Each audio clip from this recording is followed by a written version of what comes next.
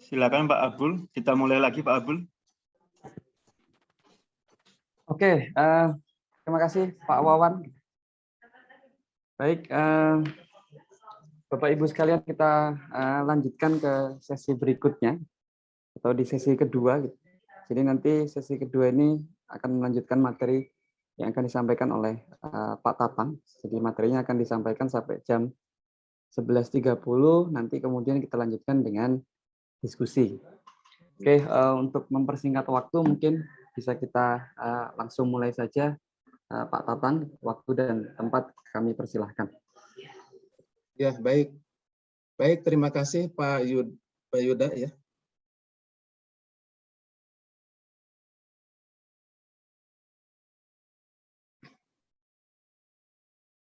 Pak Abul Fida, maaf.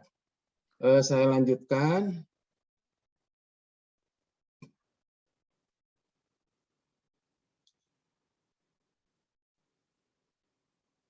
Sambil menunggu tayangan, tadi ada pertanyaan dari Pak Sriono itu ya mengenai tenaga ahli. Tenaga ahli K3 itu kan tenaga ahli K itu ada tenaga ahli konstruksi dan keselamatan dan konstruksi, ada juga yang konstruksi saja. Ada juga tenaga ahli yang mengenai membidangi mutu, Pak ya. Ahli jembatan, ahli jalan, itu beda-beda, Pak ya. Jadi kita bisa menggunakan ahli untuk mengendalikan mutu seperti demikian. Nah, kita beralih ke buku ini Pak, Permen PUPR ya, mengenai bagian umum di sini. Di sini di bagian umum adalah salah satu buku lampiran yang ada di Permen PU itu. Jadi Permen PU itu di batang tubuhnya tadi sudah sebagian saya jelaskan. Di bagian umum itu menjelaskan mengenai hal-hal yang terkait dengan persyaratan yang berlaku untuk seluruh UNOR, Pak, unit organisasi. Jadi ini berlaku untuk sumber daya air, untuk bina marga, dan untuk cipta karya. Jadi ini perlu diketahui, Pak ya. Ini harus dipahami dulu oleh seluruh teman-teman di UNOR ya dalam menganalisis harga satuan pekerjaan. Lanjut.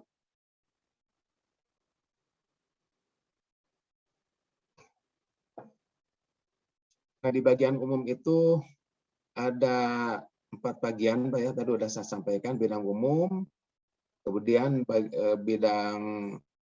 bagian 2 bidang SDA, bagian 3 bidang bina marga, dan bagian 4 bidang cipta karya dan perumahan. Isinya itu ada ruang lingkup, acuan normatif, istilah dan definisi, kegunaan dan struktur analisis harga satuan, ketentuan dan persyaratan. Saya kira nanti kita akan skip aja Pak yang hal-hal seperti ini ya, karena mungkin Bapak-bapak dan Ibu juga sudah membaca buku lampiran 1 mengenai bagian 1 bidang umum ini Pak. Lanjut.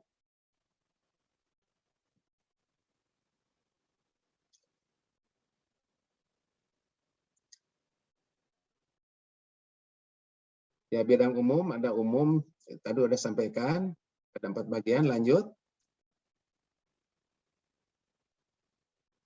Ini histori Pak ya.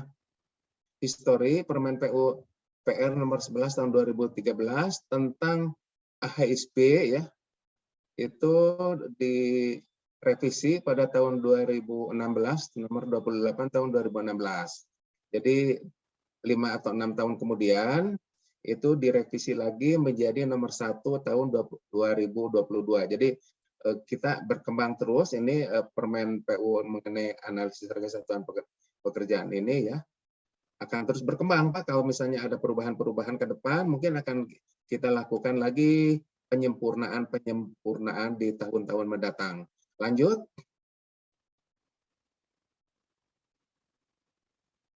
Ini tadi udah saya sampaikan ya bahwa struktur harga satuan pekerjaan yang tahun 2021 itu seperti demikian, tapi yang tahun 2022 itu yang bagian tengahnya saja yang pindah ke depan, ya.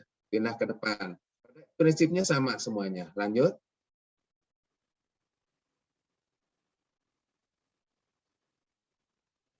Nah, di bidang umum, Pak ya, di bidang umum itu saya sengaja mencantumkan seluruh tabel-tabel yang perlu digunakan selama kita melakukan analisis harga satuan pekerjaan. Di tabel-tabel ini berlaku untuk semua, Pak ya, SDA, Cipta Karya, Bina Marga. Ini bisa Bapak bisa melihat, kemudian menghitungnya langsung ditikan. Tapi kalau Bapak mempunyai Excel-nya, Pak ya, Excel-nya, saya tidak mengatakan versi-versi berapapun ya. Di versi berapapun, tabel-tabel ini bisa ditempelkan, Pak, di sheet tertentu ya, supaya memudahkan kita melihat. Jangan sampai pada waktu kita menganalisis harus buka dulu, misal tabel nomor berapa angkanya. Repot kan kalau begitu, Pak. Bapak bisa menempelkan ini di program Excel yang Bapak punya, Pak ya. Saya tidak mengatakan versi manapun, karena sampai saat ini versi Excel yang ada yang beredar itu sebetulnya bisa digunakan, silahkan aja pakai. Gitu. Lanjut.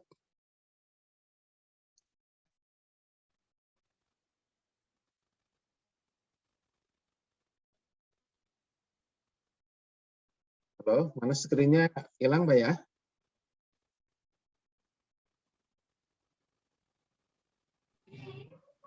Mbak Dara, Mbak apa Pak? Oh ya, sudah. Ya oke. Nah, buku ini Pak, analisis harga satuan pekerjaan yang dulu ya Pak ya. Yang dulu itu ada contoh-contoh soal.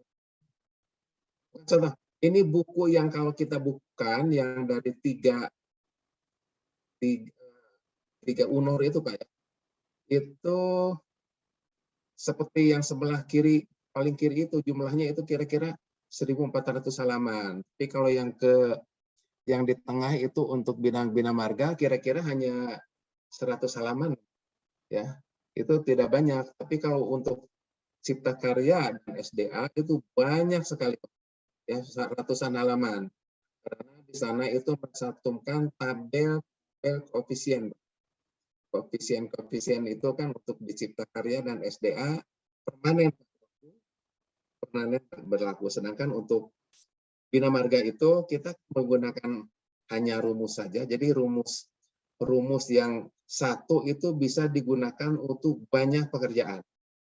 Jadi makanya Bina Marga cukup tipis aja. Lanjut.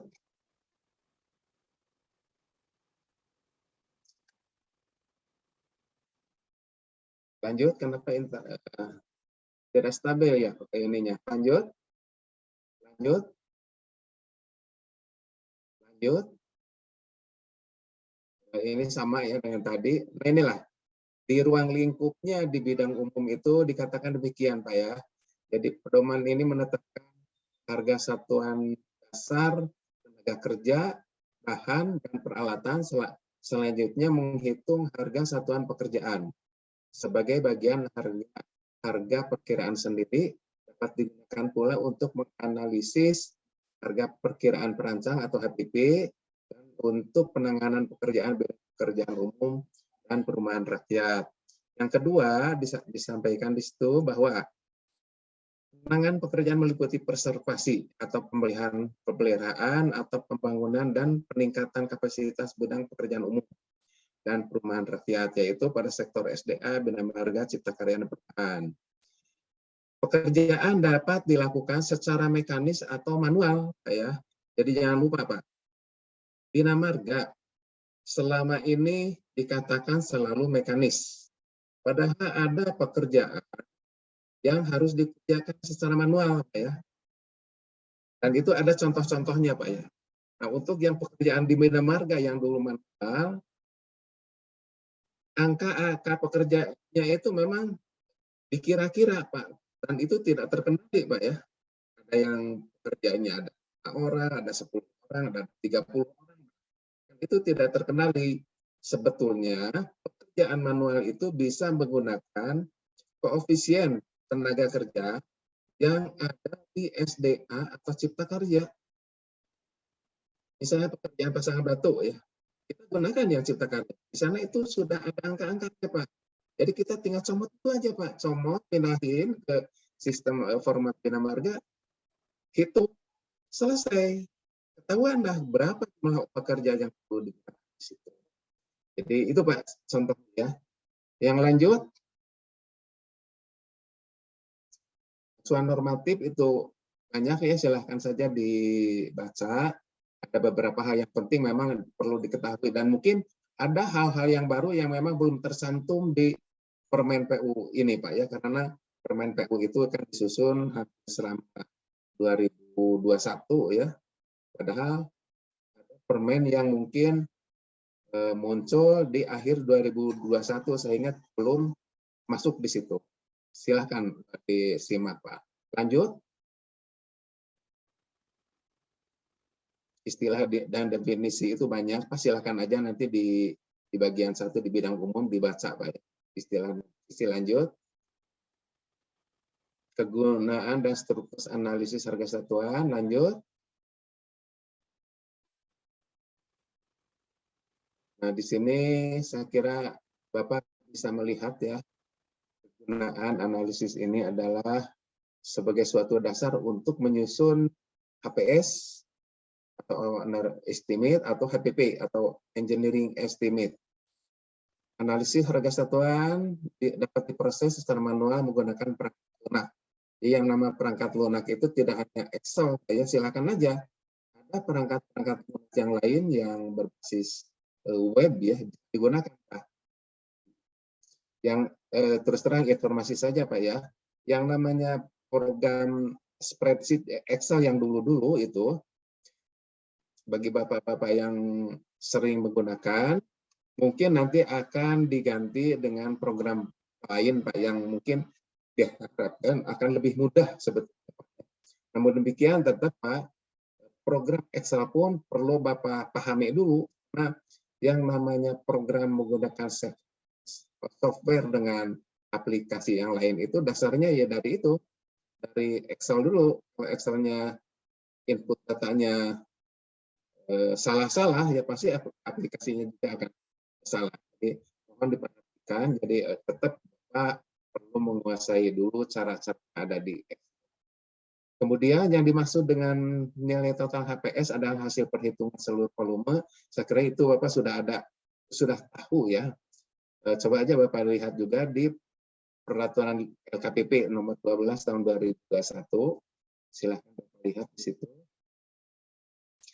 Kemudian di sini juga berulang-ulang, mau di Perpres atau di sini ada mengatakan bahwa ya bahwa nilai total HPS bersifat terbuka dan tidak rahasia.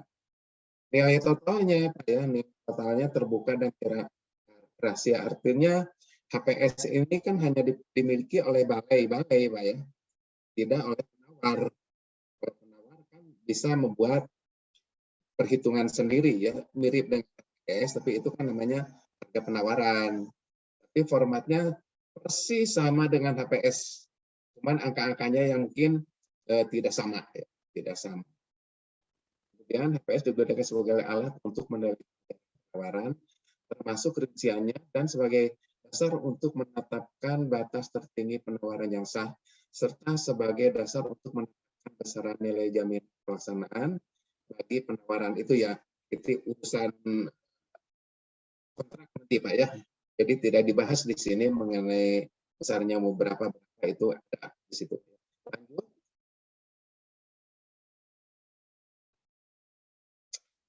Lanjut ya.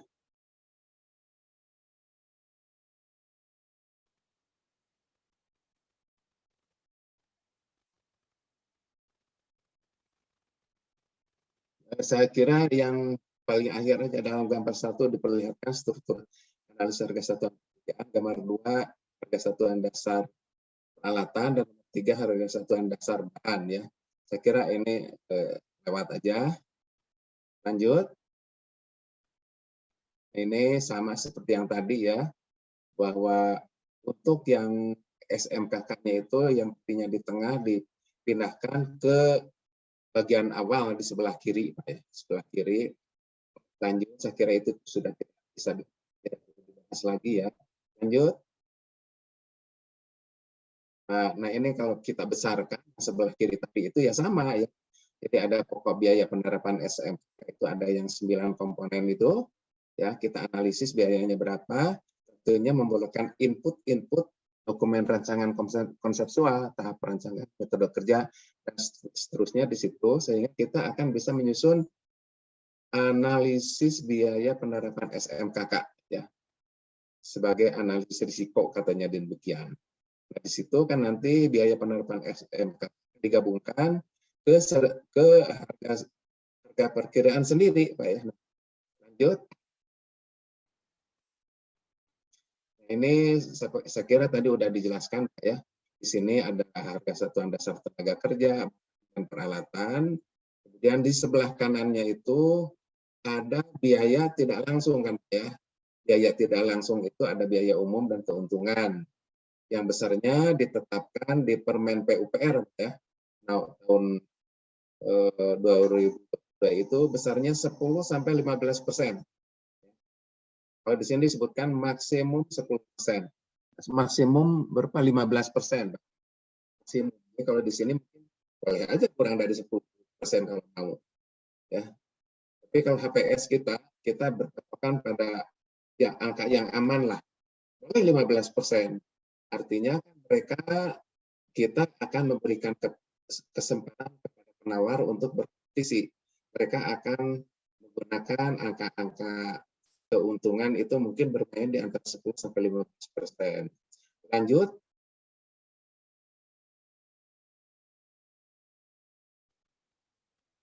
Nah ini ya tadi yang pertama ya SMKK di nomor 1, kemudian tadi mengenai biaya langsung dan tidak langsung ada di nomor 2 disatukan menjadi harga pekerjaan HSP kali kuantitas kan ya. Jadi jumlah pekerjaannya berapa meter kubik, berapa meter panjang dan selainnya itu dijumlahkan semuanya dalam POQ ya menjadi total biaya perkosaan setelah ditambah dengan PPN 10% dia di HPS. Sudah selesai begitu. Itu yang namanya RAP. Lanjut.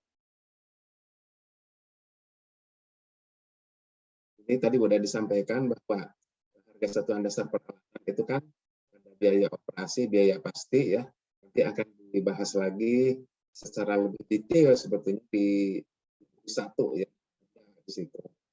Lanjut. Ini untuk harga satuan dasar bahan ya.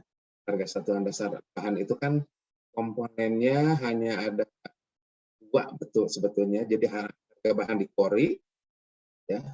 Harga bahan di kori itu kita perlu jarak dari quarry ke base camp, jarak dari quarry ke lokasi pekerjaan, kondisi jalannya seperti apa, dan berat isi bahan. Berat isi bahan itu perlu sekali ya untuk mengatur alat transportasi yang akan digunakan. Di yang biru ini, Pak. Di yang biru ini kan ada alat-alat harga sewa, alat angkat, alat angkut, ya. Menggunakan di sini mungkin bisa lebih dari 1 alat ya, tapi perlu data mengenai kapasitas alat, kecepatan yang digunakan, faktor alat ya. Jadi setiap alat itu ada faktor yang melekat gitu Pak ya. Yang melekat misalnya truk itu kan yang melekatnya kecepatan, kemudian damping gitu kan itu melekat truk. Tapi kalau di ekskavator itu yang melekat ada faktor bucket faktor alat, ada juga faktor konversi kedalaman galian, itu ada di situ, beda-beda di setiap alat. Dan kita bisa menghitung kapasitas produktivitasnya dikasih katanya Q ya, di situ itu ada rumus-rumus sehingga kita bisa menentukan biaya alatnya itu berapa satu alat untuk satu ukuran. Misalnya untuk 1 meter kubik, untuk 1 ton, dan seterusnya. ya. Nanti kita juga gabungkan bahan bakunya berapa, harganya, sewa alatnya, jadilah harga satuan bahan. Itu Pak ya. Itu singkatnya Pak. Tapi di ureanya mungkin lebih banyak. Mungkin silakan saja dibaca. Lanjut.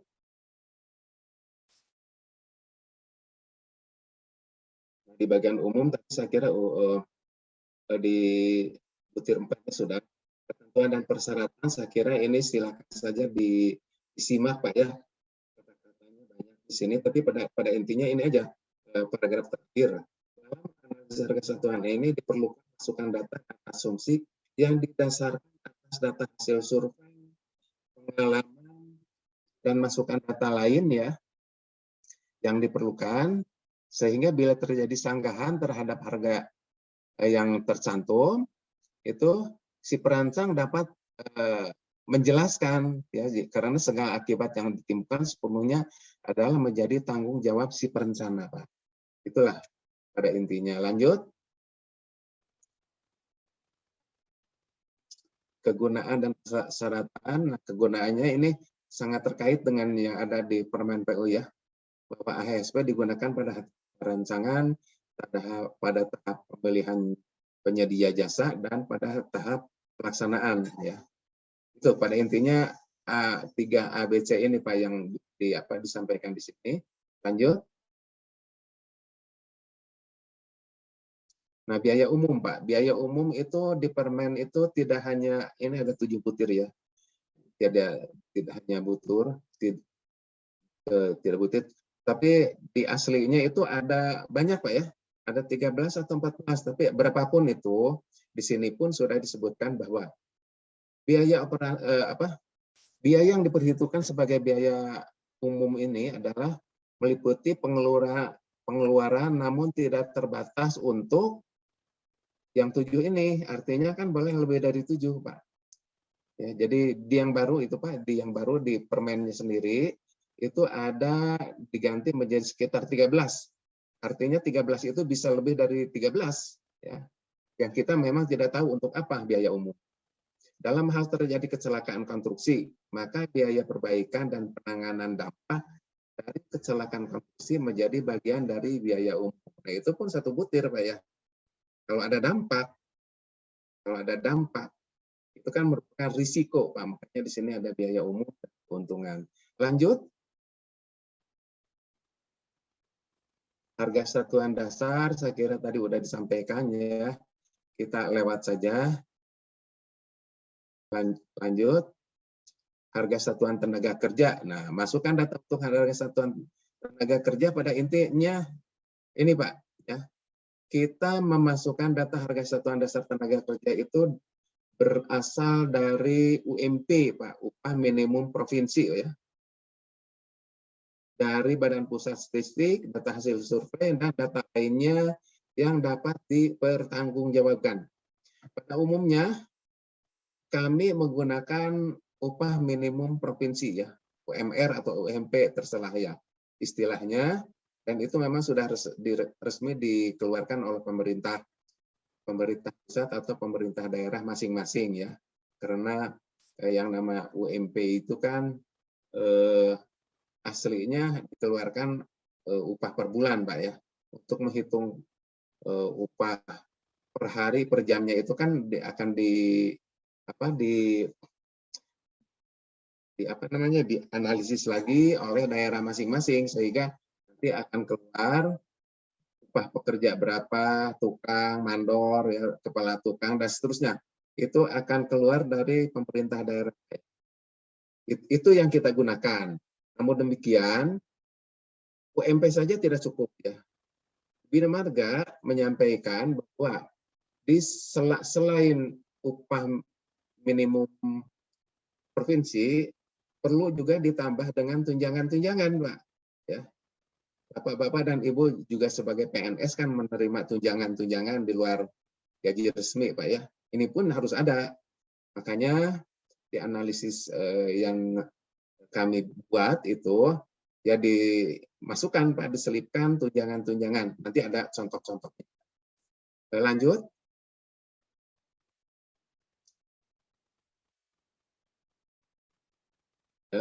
lanjutannya ini biaya tenaga kerja itu bisa orang hari atau orang jam ya. Dan seterusnya itu pekerjaan bangunan yang dilaksanakan secara manual, maka indeks atau koefisien bahan dan tenaga kerja ya, sudah tersedia dalam tabel-tabel dengan volume pekerjaan atau satu satuan pengukuran tertentu. Nah, di sini hanya disebut indeks atau koefisien bahan dan tenaga kerja. Sebetulnya di pekerjaan manual itu juga ada menggunakan alat, Pak. Alat yang disebutnya itu semi mekanis, tapi sebetulnya hitung-hitungannya mekanis juga, Pak ya.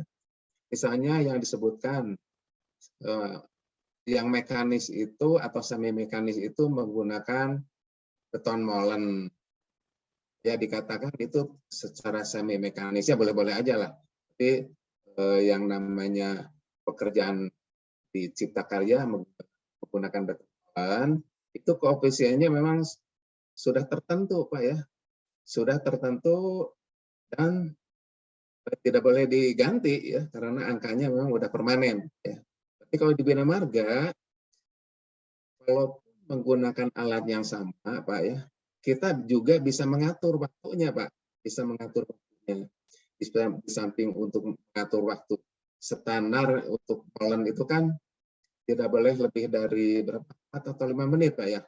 Untuk nyampurnya saja kan kira-kira 1 menit. Kemudian untuk menuangkan bahan, memutar, kemudian menuangkan ke kotak kan itu kan juga waktu. Nah, itu kira-kira 4 sampai 5 menit cukup. Nah, itu juga akan menentukan koefisien alatnya sendiri, Pak ya. Mungkin agak berbeda sedikit dengan yang ada di manual BSDA dan Cipta Karya, tapi tidak akan berlebihan perbedaannya. Dan diharapkan demikian. Lanjut.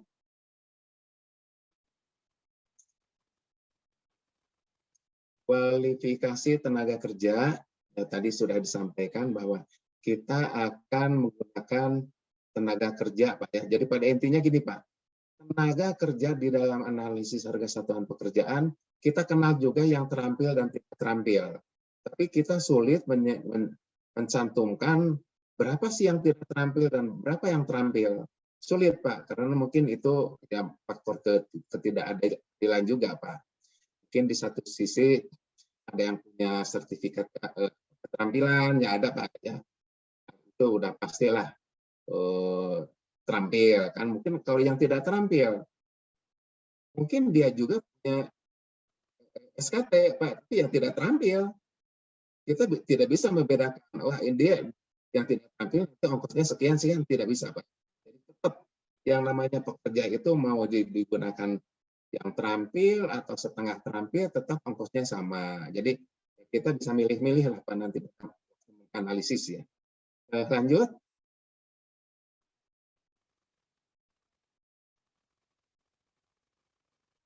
Lanjut ya. Nah, ini adalah contoh saja Pak, kode-kode Pak ya, kode pekerja itu L01, L02 dan seterusnya. Saya kira ini udah paham lah. Ini sampai L berapa? Banyak Pak, kita ngikuti aja yang ada di Cipta Karya, tapi kecuali Pak ya, kecuali yang untuk di Bina Marga yang namanya kepala tukang di sini L03 ya. Di Bina Marga itu dari dulu kodenya L10 Pak ya. Jadi bedanya itu aja Pak. Jadi yang lain-lainnya itu samakan aja. Dan mandor mungkin, mandor itu L03 ya. Jadi kita agak berbeda sedikit ya di Bina Marga karena untuk mengubah itu Pak sulit Pak ya. Makanya kita perhatikan aja bahwa kode untuk di Bina Marga itu harus hati-hati melihatnya. Lanjut ya. Nah ini tunjangan dan upah minimum. Nah di sini Pak sumber data upah ini kan bisa dari surat edaran gubernur, bupati, wali kota ya. Penghitungan upah dilakukan berdasarkan peraturan perundang yang berlaku. Kemudian kita juga memberikan tunjangan Pak ya. Tunjangan-tunjangan itu antara lain tunjangan hari raya, transport lokal, sewa rumah, tunjangan keluarga, tunjangan pengobatan, keluarga gaji ke-13, dan tunjangan lain yang berlaku. Ini nanti ada contoh ini contoh. Artinya angka-angkanya pun itu sangat tergantung dari kalau di kita PPK ya mencantumkan berapa. Itu di situ ada ya, nanti ada contoh. Lanjut.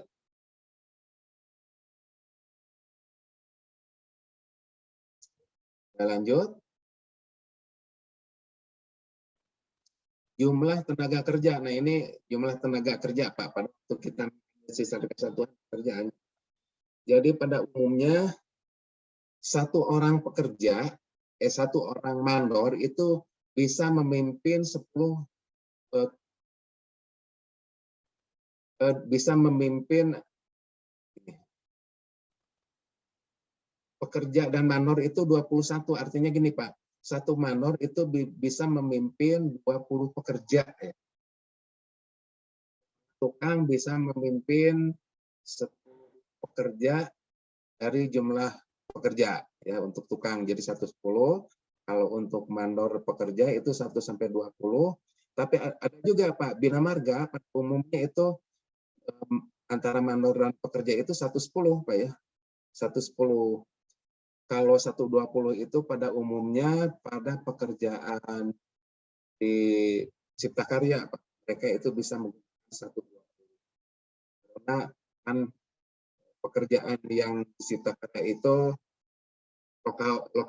lokalnya kan tidak jauh ya.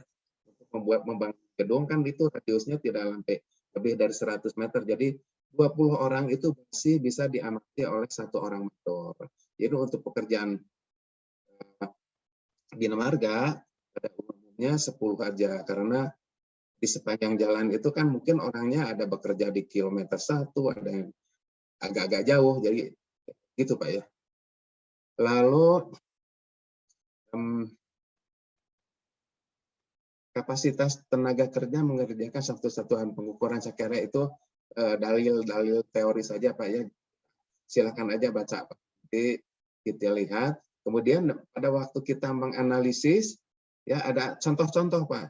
Di sana disebutkan bahwa jumlah tenaga kerja tidak boleh lebih dari 20 orang untuk satu kelompok kerja ya. Jadi ada working group di situ.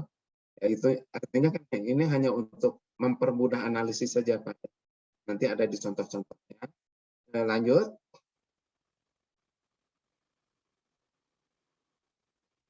Nah ini untuk harga satuan dasar tenaga kerja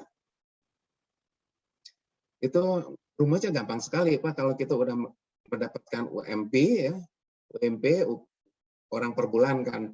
Tinggal dibagi 25, dibagi lagi 7 jam kerja sehingga akan didapat jumlah upah pekerja per jam kan gitu Pak ya. Maksudnya cuma gitu aja.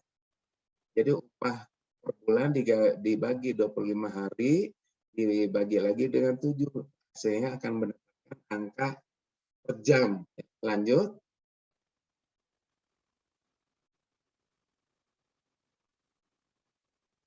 Ini tadi pekerja sudah, sekarang peralatan Pak ya, peralatan. Harga satuan dasar peralatan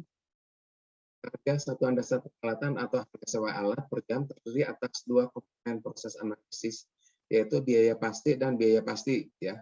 Biaya operasi yang tadi sudah saya sampaikan ya. Biaya pasti dan biaya operasi itu ada rumus-rumus Pak yang ya tidak terlalu rumit juga Pak ya. Karena kalau kita menggunakan program Excel yang ada, yang Bapak punya, itu kan sudah ada Pak ya. Jadi kita hanya untuk mengetahui biaya pasti itu kan kita hanya bisa memasukkan nilai sisa alatnya berapa persen, suku bunganya berapa persen, biaya pengembangan modal itu ada rumus, nanti akan muncul sendiri, dan biaya operasi ya, biaya asuransi. Udah selesai itu, nanti akan muncul biaya pastinya berapa jatuhnya. Seperti itu. Biaya operasi tergantung pada harga perolehan alat, tenaga mesin, konsumsi bahan bakar, pula mas, oli, serta suku cadang dan pemeliharaan. Itu komponen yang diperlukan untuk biaya operasi ya. Jadi harga perolehan alat, tenaga mesin berapa, horsepower, konsumsi bahan bakar itu ada persen-persennya Pak ya, udah tercantum nanti di contoh-contoh. Sangat mudah sekali Bapak memahami nanti Pak ya. Cuman di sini saya pentingkan harga perolehan alat untuk HPS Pak ya. Untuk HPS kita harus menggunakan harga perolehan alat baru ya. Harga perolehan alat baru itu sebagai dasar untuk menentukan harga sewa alat Pak ya. Harga sewa alat. Biasanya kan alat itu mereka beli ya. Mereka beli kan menggunakan uang bank ya, walaupun uang sendiri, tapi tetap kita dasarnya dari apa? Dari uang yang dipinjam dari bank ya, untuk mengetahui apa namanya, depresiasi dari alat sendiri Pak ya. Di sini kan sudah disebutkan ada nilai sisa alat 10%, kan itu sudah merupakan depresiasi Pak. Jadi hitung-hitungan depresiasi kita tidak usah bingung-bingung lagi karena sudah tersedia rumus-rumusnya Pak. Cuma tinggal mencantumkan aja berapa aja angka-angka yang akan ditempelkan di situ. Bapak juga bisa menggunakan aplikasi lain Pak dari handphone ya. Jadi Bapak jangan terpaku dengan rumus-rumus yang ada, tapi kalau Bapak mempunyai data dari misalnya dari produsen alat berat, dari Trakindo, Komatsu, atau lain, itu gunakan saja Pak. Mereka juga mempunyai data yang cukup valid sesuai dengan alat yang mereka punya. Jadi kita jangan ngarang-ngarang lah. Kalau mau menggunakan produsen ya silakan. Oh kalau tidak, ya ada rumus-rumus yang sudah menjadi standar di Bina Marga. Lanjut.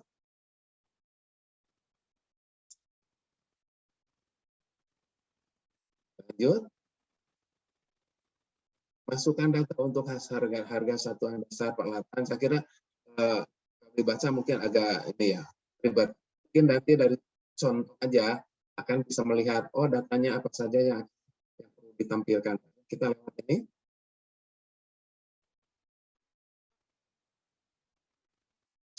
Lanjut. Ini udah kita bahas tadi ya mengenai peralatan, ada biaya pasti, biaya operasi, kemudian input-inputnya yang ada di atas-atas itu. Lanjut.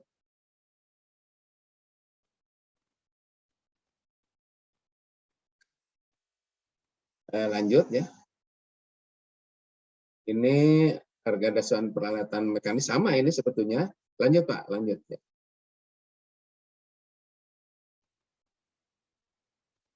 Saya kira ini lanjut aja. Tadi udah dijelaskan dalam narasi kapasitas alat. Nah, kapasitas alat itu kan merupakan dari spek alat Pak ya.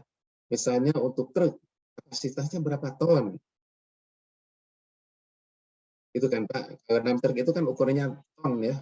Jangan volume Pak, hati-hati lah ya. Ada di Excel lama tuh Pak yang versi berapa lah.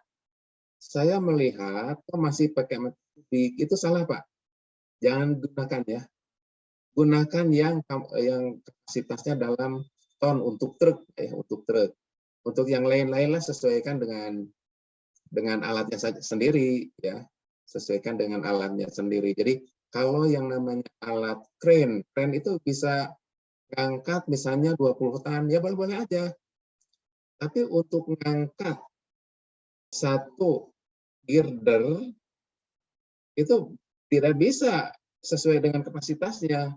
Tetap si crane itu hanya bisa mengangkat satu girder yang beratnya mungkin hanya 7-8 ton, padahal kapasitasnya dia itu bisa mengangkat sampai 20 ton. Jadi kita angkanya itu kapasitasnya tetap ditulisnya satu aja, satu girder berapa. Nanti kita hitung kan nanti kalau misalnya mengangkat girder itu kan satuannya nanti kan ada ya. Satuannya apa? Di situ. Ada ya nanti. Lanjut Pak.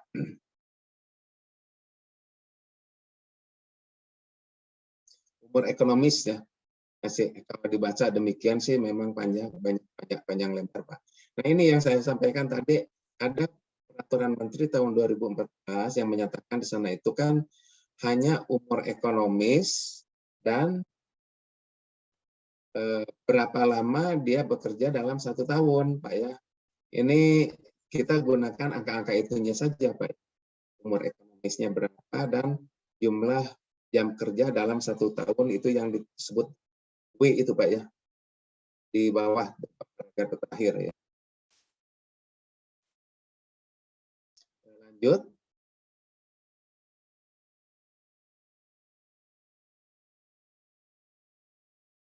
Tenaga mesin itu tadi udah sampaikannya, horsepower, faktor biaya operasional alat. Nah ini sebetulnya sudah ada di rumus-rumus ya. Jadi pada umumnya demikian Pak, umur ekonomi suatu alat berat ini di paragraf terakhir Pak saya. Umur ekonomi suatu alat berat 1 jam sampai alat berat tersebut memerlukan overhaul.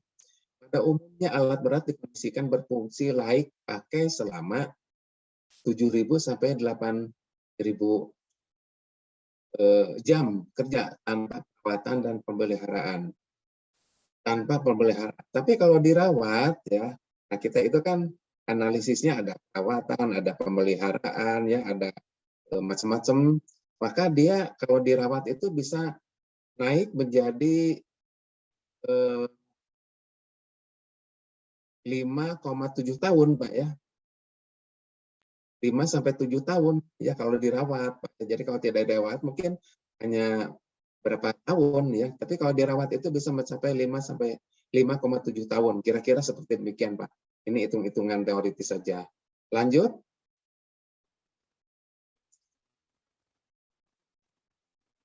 Jam kerja alat per tahun. Nah, tadi udah saya sampaikan ya. Gini, Pak. Jam kerja alat per tahun ini ya di paragraf yang terakhir ini, yang 3 paragraf terakhir itu di Permen PU disebutkan bahwa untuk peralatan bertugas berat, maka dia itu akan bekerja kira-kira 250 hari per tahun. Maka kalau jam kerjanya termasuk istirahat 8 jam, maka akan angkanya akan angka 2.000 jam per tahun, Pak, itu untuk yang berat. Tapi untuk yang sedang itu 1.600 ya, karena 200 jam per hari per tahun ya, 200 hari per tahun. Tapi kalau yang ringan itu hanya 150 hari per tahun. Jadi ini hanya mengelompokkan aja. Ini pekerjaannya berat, sedang atau ringan kan begitu Pak ya. Di rumus-rumus yang di Excel yang Bapak punya itu ya, yang versi berapapun Bapak harus lihat di situ Pak ya. Pertimbangannya ini Pak, apakah pekerjaan ringan, berat atau sedang. Ini angka-angkanya. Tapi kalau Bapak lihat ya, nah hati-hati, makanya saya katakan hati-hati menggunakan perangkat lunak yang Excel yang versi berapapun. Di sana rumusnya itu tidak sesuai dengan angka-angka yang di sini Pak. Tolong sesuaikan dulu aja dengan yang ada batas-batasan yang ada di sini Pak. Tuh. Lanjut.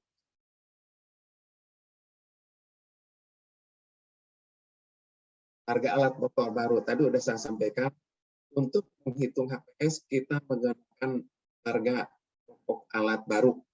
Udah, titik. Karena nanti umurnya berapa tahun, 5 tahun, 10 tahun, kita bisa melihat di Permen PU yang tahun 2014 yang tadi saya sampaikan. Tapi di contoh di sini sudah banyak Pak ya. Untuk alat ini berapa tahun, itu aja pakai Pak. Bisa nyari-nyari lagi. Oke, terima kasih. Lanjut Pak, lanjut. Nah di sini Pak, koefisien barang habis pakai. Artinya di sini kan hanya menyangkut bahan bakar, pelunas, pemeliharaan, dan perbaikan Pak ya. Itu semuanya barang-barang habis pakai Pak ya. Nah di sini dari angka-angka yang dulu pernah diteliti, maka bahan bakar yang digunakan untuk pekerjaan ringan itu kira-kira 10%, kalau yang berat itu 12%. Pelumas 0,25 sampai 0,35, pemeliharaan 2,2 sampai 2,5, dan perbaikan 0,4 sampai 9,0 ya. Nah, ini Bapak bisa, mungkin Bapak jeli berteliti ya, menggunakan Excel yang lama banget Pak ya, yang kalau nggak salah ada versi 3, 2.0, 3.0, 4.0. Nah itu Pak, tidak sesuai dengan angka-angka yang di sini. Tidak sesuai. Artinya secara kasarnya itu boros banget Pak ya. Tapi kalau dengan angka-angka ini relatif menjadi tidak terlalu boros Pak ya. Jadi inilah, gunakanlah angka-angka yang ini Pak ya nanti Pak dalam analisis. Lanjut.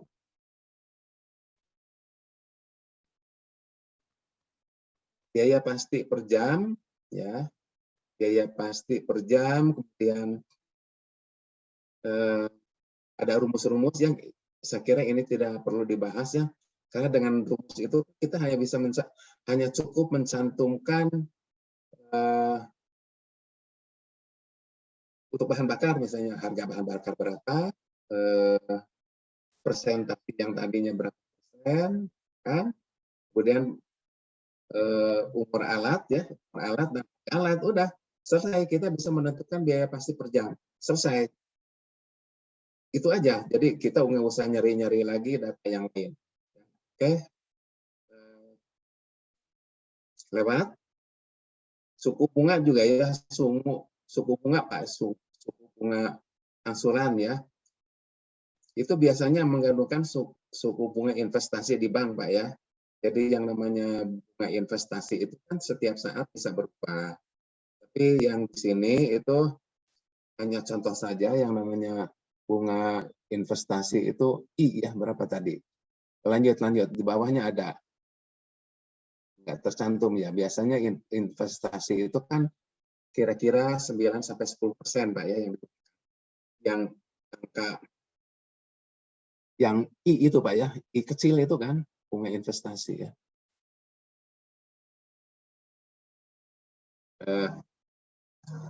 Ini Pak, namanya harga satuan dasar alat.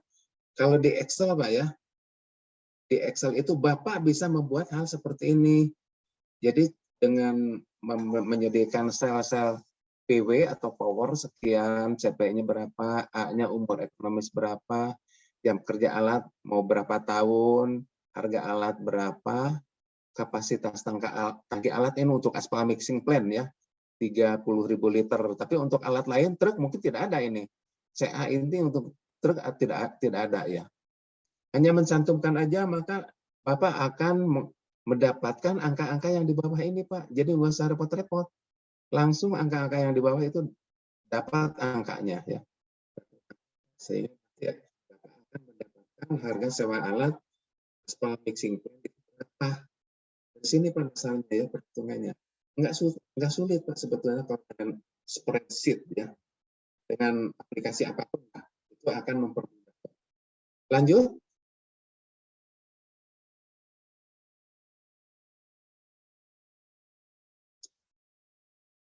Saya kira ya, biaya bahan bakar, biaya pelumas itu semuanya ada rumus Pak ya. Jadi kita tidak perlu lagi membahas ini banyak. Lewat saja ini.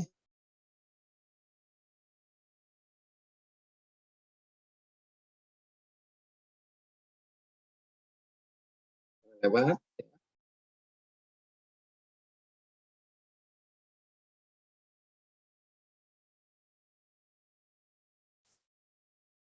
Ya lewat. Nama macet ya.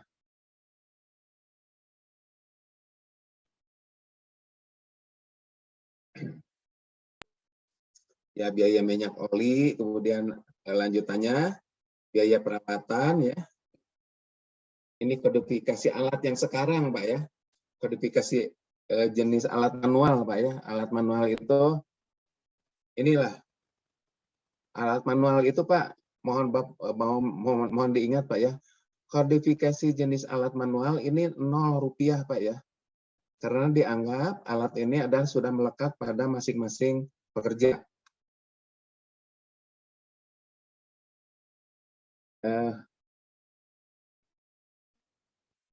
Mohon maaf, ini tayangannya hilang ya.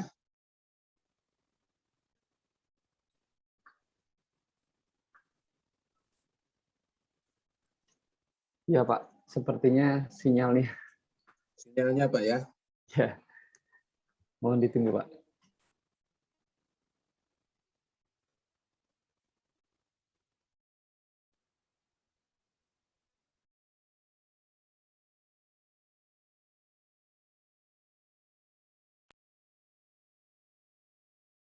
Ya ini kode-kode ya, ini kode hanya sekedar kode saja. Jadi ini kita lewat saja. Tapi ini akan harga alat bantu namanya, alat bantu itu semuanya 0 Pak. Lamsam walaupun ditulis lamsam tidak ada rupiahnya Pak ya. Mohon diingat itu tidak ada rupiahnya ya.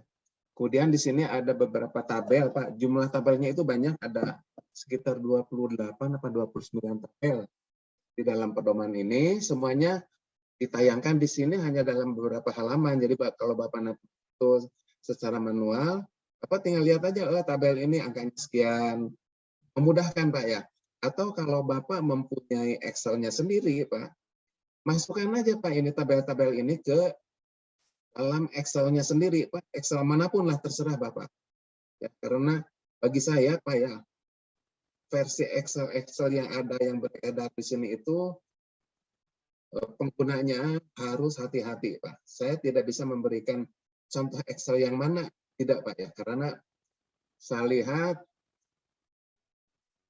Excel ini sudah banyak berubah Pak ya, sudah digonta-ganti sehingga tidak murni lagi. Walaupun murni, yang dimurninya sendiri Pak ada yang perlu disempurnakan Pak ya.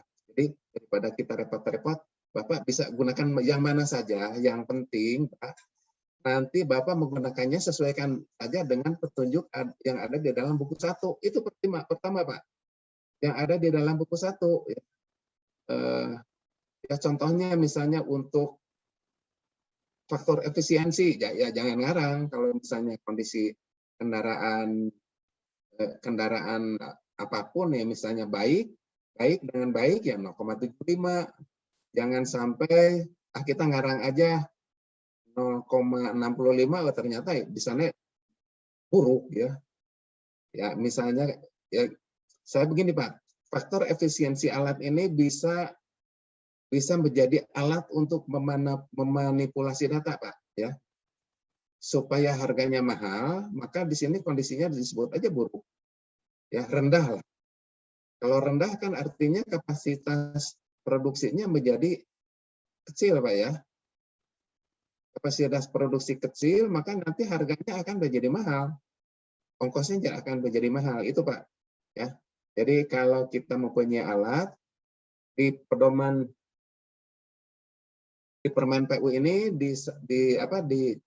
disarankan gunakan faktor efisiensi alat itu yang tertinggi ya, yang tertinggi. Di sini 0,83 Pak jatuhnya ya. 0,83 kecuali ada produsen lain yang memproduksi misalnya milling mesin, itu mereka tidak menggunakan angka 0,83, tapi produsennya sendiri menggunakan angka yang lain yang lebih rendah dari 0,83. Ya kita jangan memaksakan dengan angka yang 0,83 ya, dan seterusnya. Lanjut, ini tabel-tabel ini saya kira penting Pak ya, tapi tidak bisa diomongin satu persatu, tapi Bapak bisa mendalami saja, oh ini untuk ini ya. Karena setiap alat itu mempunyai faktor efisiensi Pak ya. Kecuali faktor-faktor alat lain yang memang di luar dari 28 ini Pak. Gunakan aja yang tabel 4. Satu-satunya tabel 4 itu sebagai alat untuk menetapkan faktor efisiensi Pak ya. Tidak ada lah alat-alat yang lain yang selengkap ini. Produser itu mempunyai faktor alat semuanya ya. Alat lain itu misalnya hand tamper, nggak ada faktor efisiensinya Pak, kita gunakan aja yang ada di tabel 4 itu Pak, pada intinya seperti itu. Lanjut. Faktor bulldozer ini hanya dimiliki oleh bulldozer ya Pak ya. Jadi faktornya itu pilih yang di sini. Dan lanjutnya ini saya kira lewat aja sampai tabel 20 lah. lewat ya terus ya, lewat. Ini bisa langsung Bapak comot ya angkanya, nanti dimasukkan ke dalam analisis, Pak.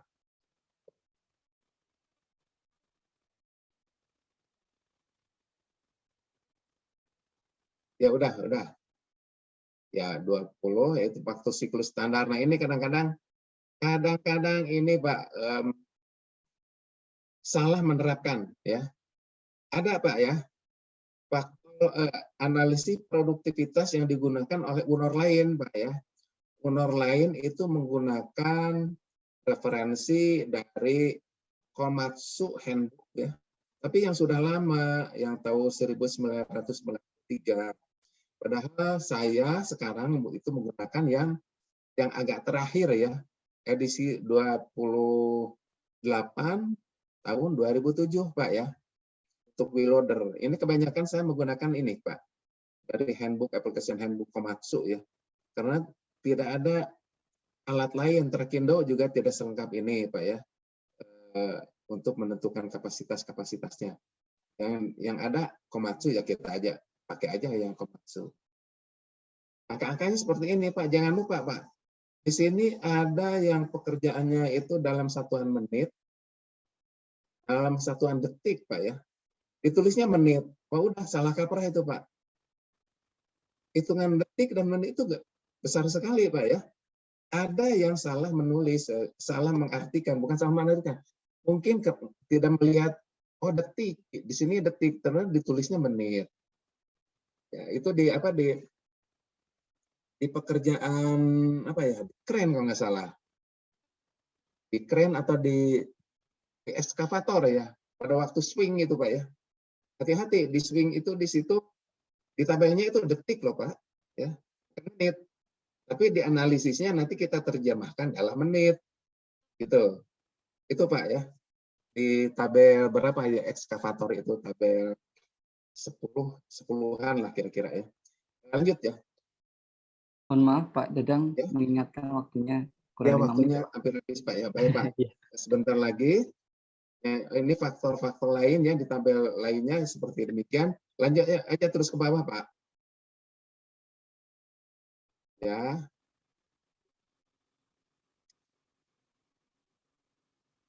Ya. Nah ini masih tabel ya. Nah ini semuanya ada di itu ya, di buku 1 Pak ya. Ini sangat penting, berisi segala macam. Sudah selesai Pak ya? Kayaknya sudah hampir habis ini memang. Tayangannya hilang lagi Pak. Iya Pak.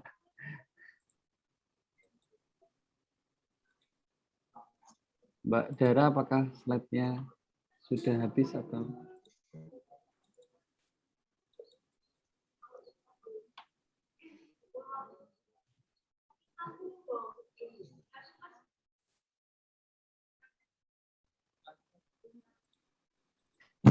Untuk slide-nya sudah habis, Pak.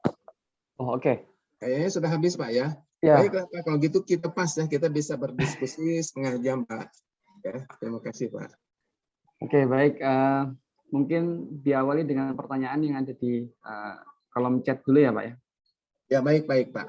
Oke, sama seperti tadi mungkin 3 pertanyaan dulu gitu. Nanti kalau ada yang berkaitan ya biar bisa sekalian. Yang pertama pertanyaan dari Pak Budi Prasetyo.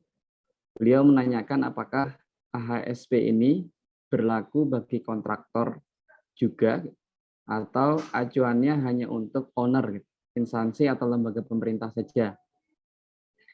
Kemudian yang kedua, apakah AHSP yang sekarang ada dan dijadikan acuan penyusunan HPS masih relevan untuk digunakan dalam era masa kini. Contoh misalnya penggunaan Dolken itu masih digunakan. Nah, sedangkan kan penggunaan Dolken itu sudah tergantikan dengan scaffolding atau peralatan yang lain. Kemudian yang ketiga, sesuai yang Bapak sampaikan tadi, untuk pekerjaan di Cipta Karya terkait dengan koefisien analisis harga mengikuti AHS terbaru dan sifatnya mengikuti atau mutlak. Nah, berbeda dengan pekerjaan bina marga gitu, yang sifatnya lebih fleksibel gitu, sesuai dengan jarak quarry. Pertanyaannya adalah contoh untuk pekerjaan bekisting yang masih menggunakan dolken, sedangkan realisasinya sudah menggunakan scaffolding atau PCH. Kemudian yang terakhir Pak, ini dari Pak Darmadi, untuk pekerjaan pada alat, apakah kalau tenaga kerja kurang dari 10 orang, mandor tidak perlu diperhitungkan atau dikonversi N-nya jadi per 10. Demikian juga untuk pekerjaan padat karya, bila tenaga kerjanya kurang dari 20 orang. Mungkin itu dulu Pak. Ya. Baik Pak, terima kasih. Dari Bapak Prastio. AHSP apakah berlaku bagi kontraktor? AHSP ini terbuka Pak ya. AHSP ini terbuka digunakan untuk menyusun HPS. Kontraktor pun bisa menggunakan format-format untuk HPS, tapi untuk menawar Pak ya. Untuk menawar. Jadi gunakan aja formatnya seperti ini Pak. Cuman tentunya Bapak harus memperhatikan lagi ketentuan yang ada di LKPP ya, Pak. LKPP Perlem nomor 12 Pak, kalau nggak salah tahun 2021 Pak ya. Jangan sampai nanti antara peserta Pak ya, antara peserta itu saling akur-akuran gitu Pak ya. Nah, itu akan ketahuan Pak. Di situ itu artinya apa ya? Ada indikator persekongkolan antar peserta Pak ya. Ya antar peserta kan bisa saja berteman kan Pak. Tapi ya untuk bersaing itu ya sedapat mungkin dihindari ada angka-angka yang sama persis, kesalahannya juga sama persis. Ya janganlah seperti demikian Pak. Coba Bapak lihat di Perlem itu Pak ya, ada 5 butir. Apabila 2 butir itu ternyata terbukti Pak ya, maka itu akan digugurkan. Itu aja risikonya Pak ya, akan digugurkan penawaran. Bisa digunakan oleh kontraktor, dan saya pikir untuk memudahkannya itu kontraktor mau cara apa menggunakannya. Kan PU itu kan membuat suatu pedoman itu untuk mempermudah menganalisis Pak ya. Jadi Bapak bisa gunakan itu, dan itu tidak memang dianjurkan gunakan untuk menganalisis itu ya. Yang penting ya jangan sampai antara peserta itu jangan akur-akuran gitu Pak ya. Jangan akur-akuran, nanti dalam evaluasi oleh tim di PPK ya akan ketahuan Pak ya, akan ketahuan. Kemudian penggunaan dolken sekarang menggunakan apa? Scaffolding atau apapun Pak ya. Gini Pak, itu tidak ada ketentuan harus pakai scaffolding atau apapun ya. Yang penting yang namanya perancah itu memang perlu untuk keamanan kan Pak ya. Jadi apapun yang Bapak gunakan, sejauh itu bisa digunakan dan bisa menyelamatkan pekerjaan, gunakan saja Pak. Sekarang kan zamannya pakai scaffolding Pak. Gunakanlah scaffolding. Berapapun biayanya yang tentu ya harus dihitung lagi. Kalau misalnya Bapak menggunakan dolken dan aman dan murah, ya gunakan dolken. Tapi kalau mahal, ya gunakan scaffolding. Gitu, itu aja Pak. Tidak ada aturannya harus pakai dolken atau pakai scaffolding. Itu sangat tergantung dari metode kerja aja. Di metode kerja itu kan ada uraiannya pekerjaan, kapan harus menggunakan perancah kan gitu Pak ya, untuk mencetak balok tiang pancang segala macam. Itu kan sangat tergantung dari rencana awal. Tiang pancang itu kan bisa aja dicoret setempat, tentunya kan bisa menggunakan plat baja ya, bisa juga menggunakan kayu Pak atau dolken dan seterusnya. Kita hitung saja itu Pak. Yang penting ada hitung-hitungannya. dan aman. Itu kan kita itu berpegang pada ke SMKK itu Pak. SMKK itu kan untuk menjamin keselamatan konstruksi, keselamatan kesehatan pekerja juga ya. Jadi berapapun apapun yang harus dipasang, pasanglah sehingga pekerjaan itu aman untuk selanjutnya. Kemudian yang koefisien yang di karya itu kan permanen Pak ya. Jadi kita tidak bisa mengubah Pak ya. Gunakanlah saja itu sejauh itu belum diubah.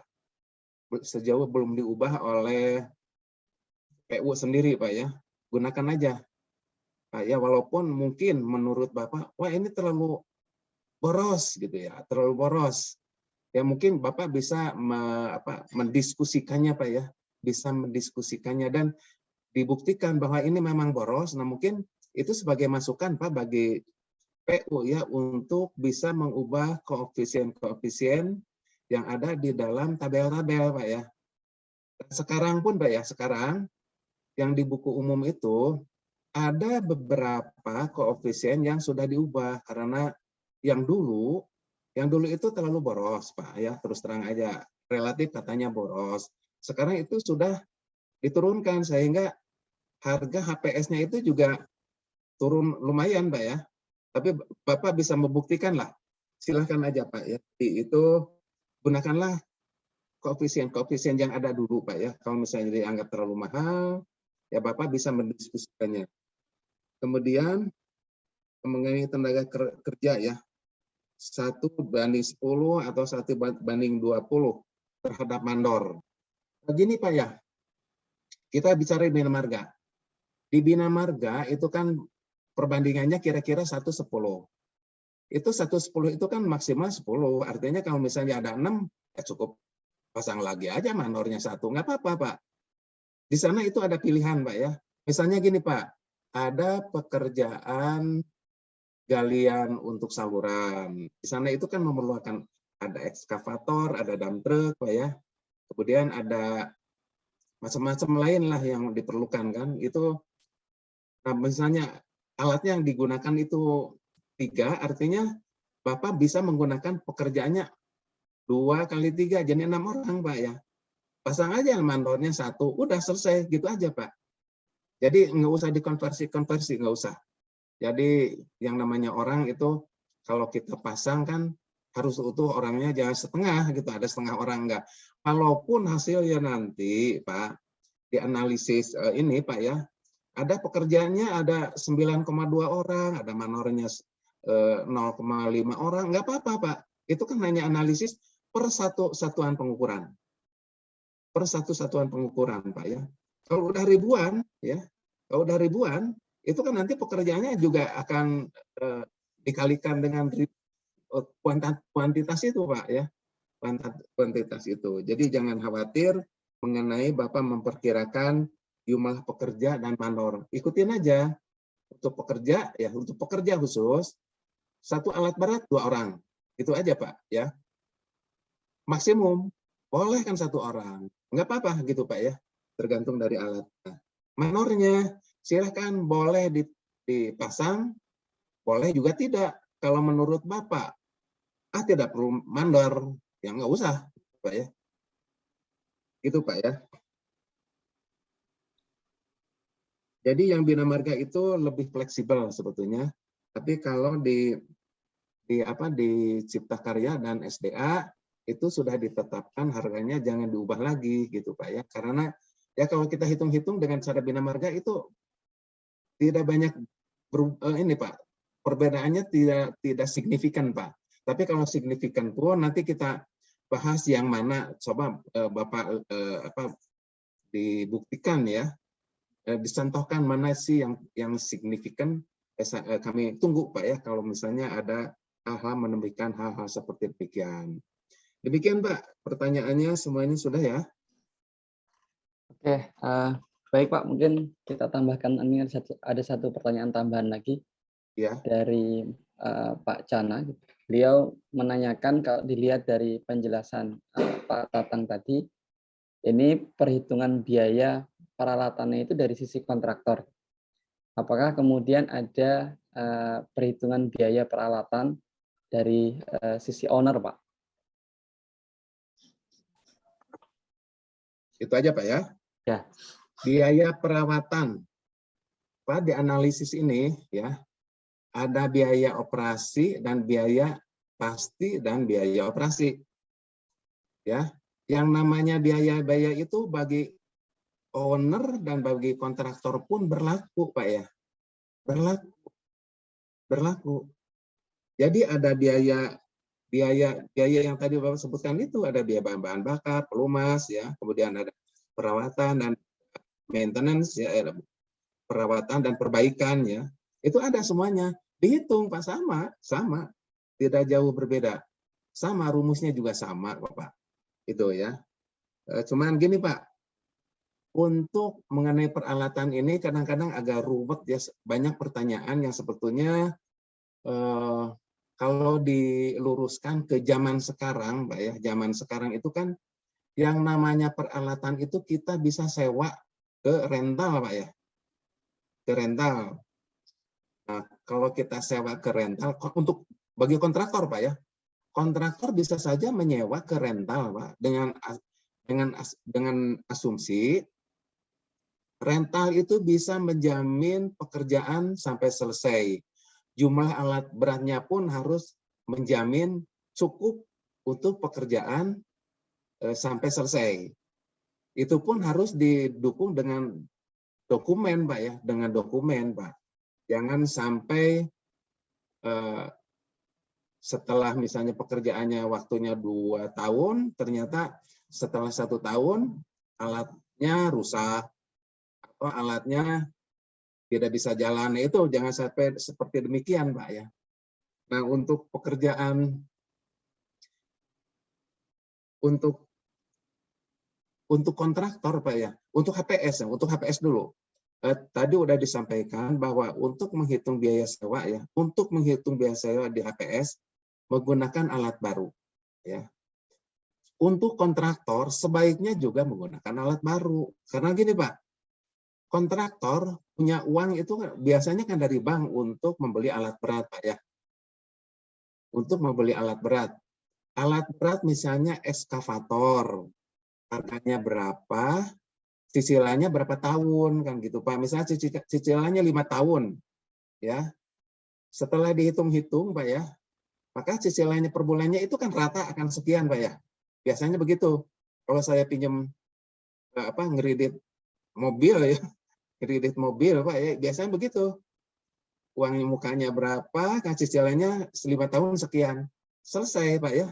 Tapi kalau misalnya alatnya itu baru dipakai pekerjaan 2 tahun, ya, baru pekerjaannya dipakai 2 tahun, artinya yang 3 tahun itu kan tetap menggunakan harga yang awal tadi, sewanya tetap kan sama.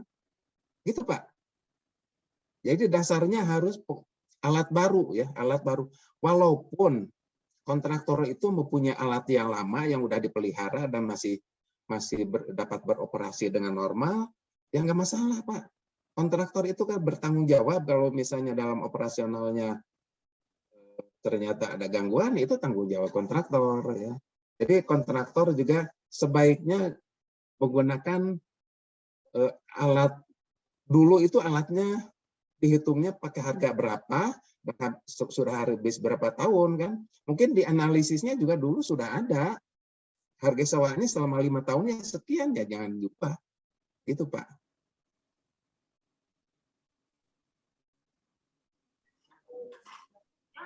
Gitu, Pak. Mungkin ada yang lain, Pak ya? Oke, Pak. Ini ada lagi dari Pak Efri. Beliau menanyakan gitu, dalam perhitungan nilai satuan yang ada, apakah kontraktor bisa mengajukan nilai satuan yang baru apabila ada item pekerjaan baru? Dan persetujuannya itu nanti sampai mana, Pak?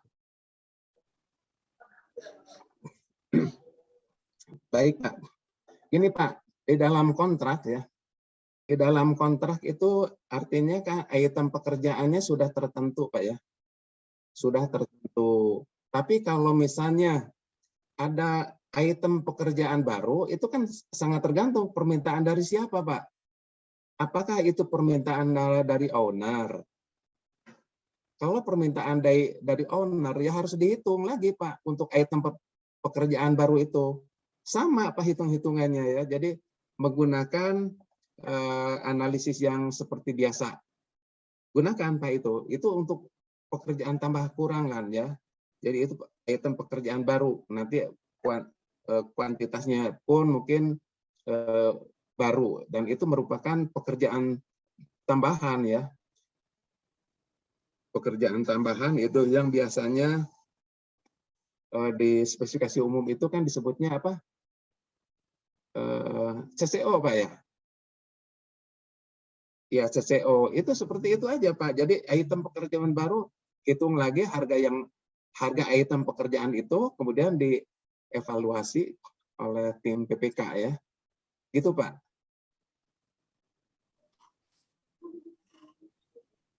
Oke, baik Pak.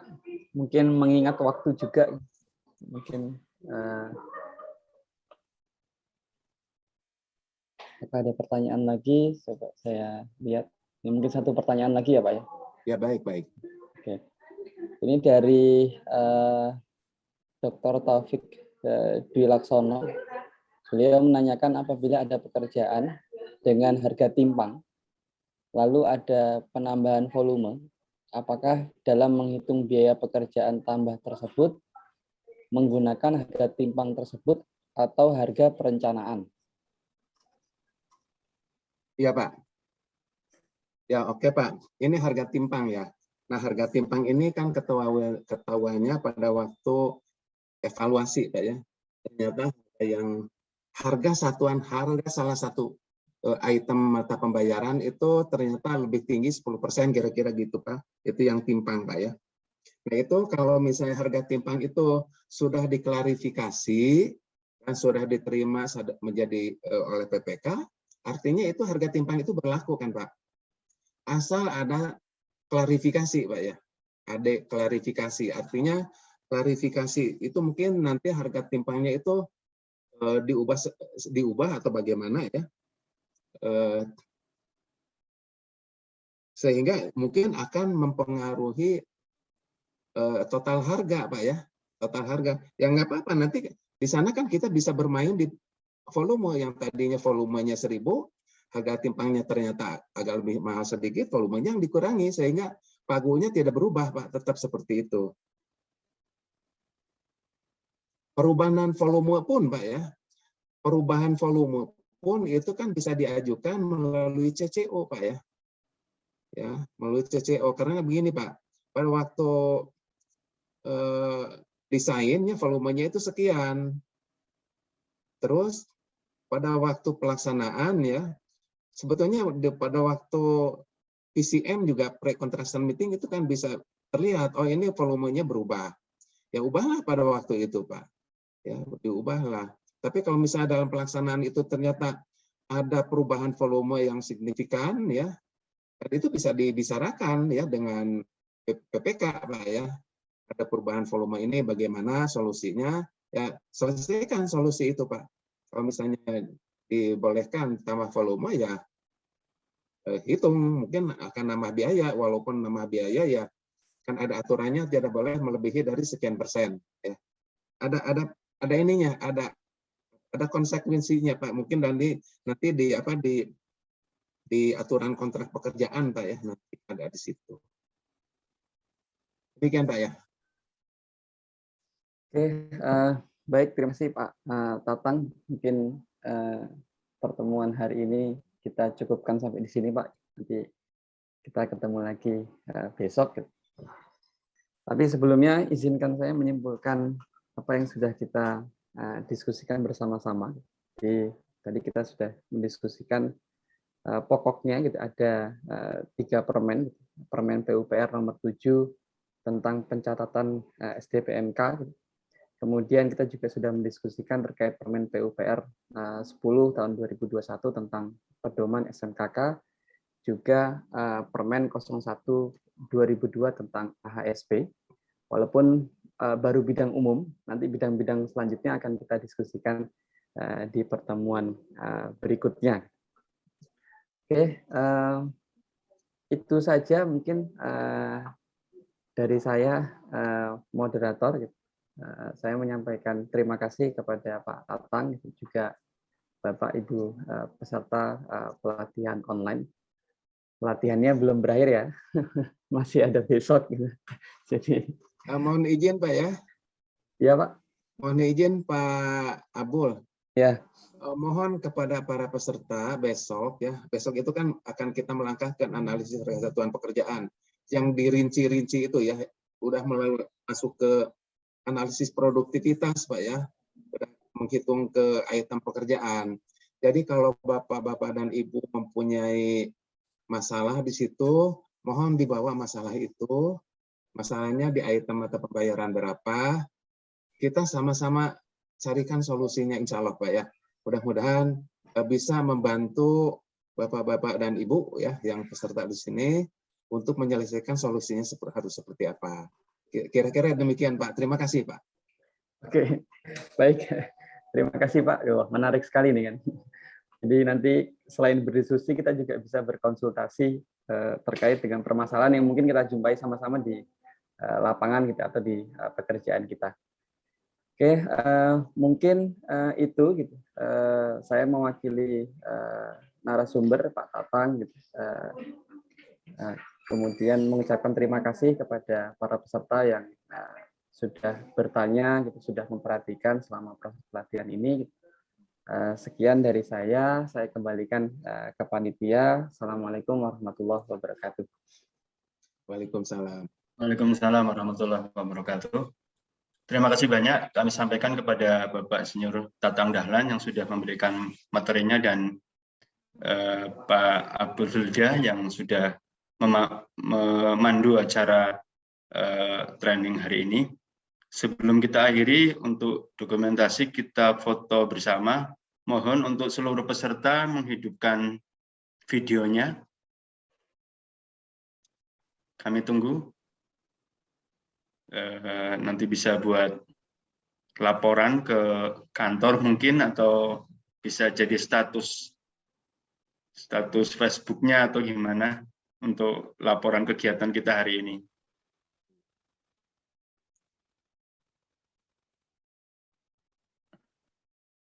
Silakan yang belum diaktifkan, silakan diaktifkan.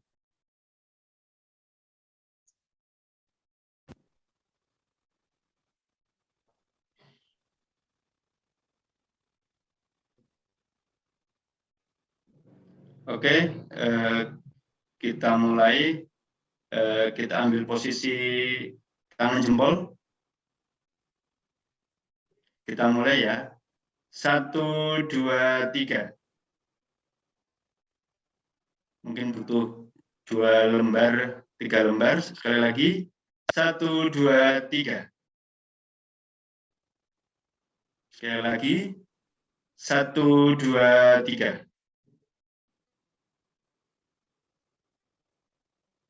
Cukup, Mas Fikri? Cukup, Pak. Oh iya. Terima kasih Bapak, Ibu semuanya. Semoga bermanfaat. Untuk training hari pertama ini kita lanjutkan besok hari kembali di 8.30 waktu Indonesia Barat. Sampai jumpa, semoga sehat selalu untuk kita semuanya. Assalamualaikum warahmatullahi wabarakatuh. Waalaikumsalam. Terima kasih Pak Wawan, Pak Fikri, Pak Tatang. Terima kasih. Sama-sama Pak. Bapak-bapak. Izin live, Terima Pak. kasih Pak.